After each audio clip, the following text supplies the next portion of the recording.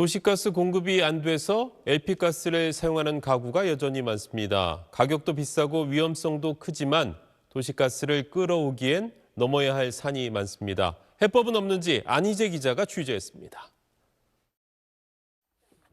춘천에 사는 75살 오공신 할머니는 수십 년째 LP가스로 요리를 합니다. 한 통에 44,000원 정도 하는데 아무리 아껴 써도 1년에 드는 돈만 수십만 원. 약하게 이제 애껴 쓰느라고 이렇게 쓰죠. 그 손으로 일일이 그걸 예, 손으로 해야 돼요. 건너편에 아파트 단지가 들어서며 도시가스를 쓸 수 있을 거란 기대가 컸지만 1년 가까이 별 진척이 없습니다. 가스 배관을 끌어오려면 사유지를 지나야 하는데 소유주 동의를 구하는데 어려움을 겪고 있어서입니다. 돌아다니시면서 이제 서명도를 하고 이제 그랬거든요. 갑작스레 안 된다 그러니까. LPG는 도시가스보다 2배 넘게 비싼 데다 각종 사고로 인한 사상자 수도 지난해 3배 많았습니다. 그런데도 도시가스가 공급되지 않는 곳은 총 372만 세대, 전체 15%나 됩니다. 특히 강원도가 보급률이 55.4%에 그치는 등 지방 대부분이 수도권보다 현저히 낮았습니다.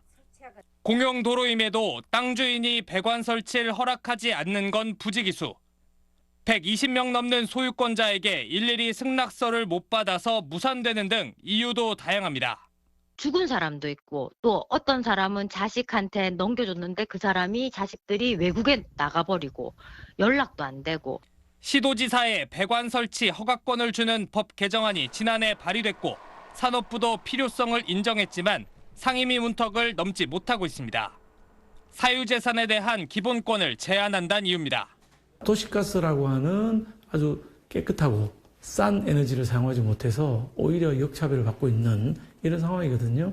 이쪽 편익이 훨씬 크다면 충분히 법률에 의해서 유보할 수 있는 것이 기본권입니다.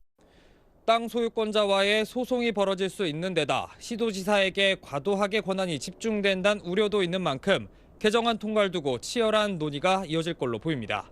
SBS 안희재입니다.